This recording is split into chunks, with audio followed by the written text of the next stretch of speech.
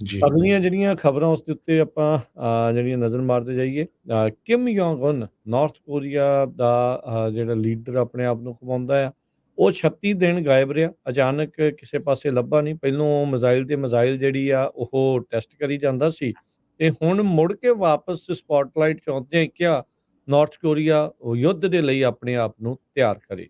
ਹੁਣ ਇਹ ਜਿਹੜਾ ਹੁਣ ਦੇਖਣ ਵਾਲੀ ਗੱਲ ਹੋਊਗੀ ਕੀ ਹੋਣਾ ਆ।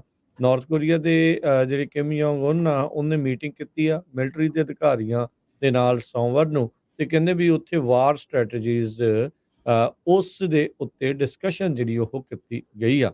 ਕੋਰੀਅਨ ਪੈਨਿਨਸੂਲਾ ਦੇ ਵਿੱਚ south Korea, north Korea, Japan ਇਹਨਾਂ ਸਾਰਿਆਂ ਦੇ ਵਿੱਚ ਇਸ ਟਾਈਮ ਤਣਾਅ ਜਿਹੜਾ ਆ ਕਾਫੀ ਜ਼ਿਆਦਾ ਵਧਿਆ ਪਿਆ ਆ। ਜਾਂ ਤਾਂ ਫਿਰ ਨਾਰਥ ਕੋਰੀਆ ਵਾਲਾ ਇਹ ਸੋਚ ਰਿਹਾ ਵੀ ਭਾਈ ਜੇ ਰੂਸ ਵਾਲੇ ਹਮਲਾ ਕਰ ਸਕਦੇ ਵੀ ਚੱਲ ਆਪਾਂ ਵੀ ਪੰਗਾ ਲੈ ਕੇ ਦੇਖ ਲੈਂਦੇ ਆ।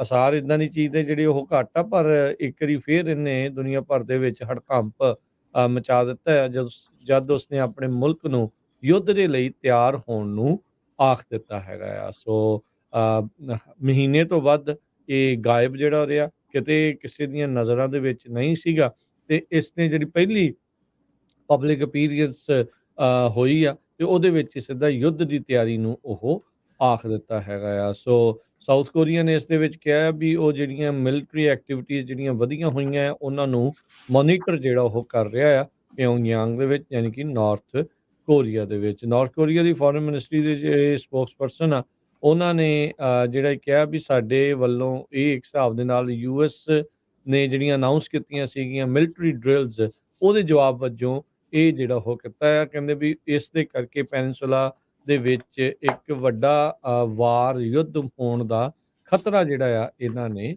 ਜਤਾਇਆ ਹੈਗਾ ਆ। ਸੋ ਇਸ ਟਾਈਮ ਜਿਹੜਾ ਹਰਜੋਤ ਸਿੰਘ ਜੀ ਰਾਸ਼ਟਰਪਤੀ ਬਾਈਡਨ ਆ, ਉਹਨਾਂ ਉੱਤੇ ਕਈ ਤਰੀਕੇ ਦੇ ਜਿਹੜੇ ਦਬਾਅ ਆ ਉਹ ਚੱਲ ਰਹੇ ਆ ਤੇ ਨਾਰਥ ਕੋਰੀਆ ਆ ਕੇ ਜਿਹੜੀ ਚੱਲ ਰਹੀ ਅੱਗ ਦੇ ਵਿੱਚ ਤੇਲ ਸਿੱਟਣ ਦਾ ਕੰਮ ਵੀ ਕਰ ਰਿਹਾ।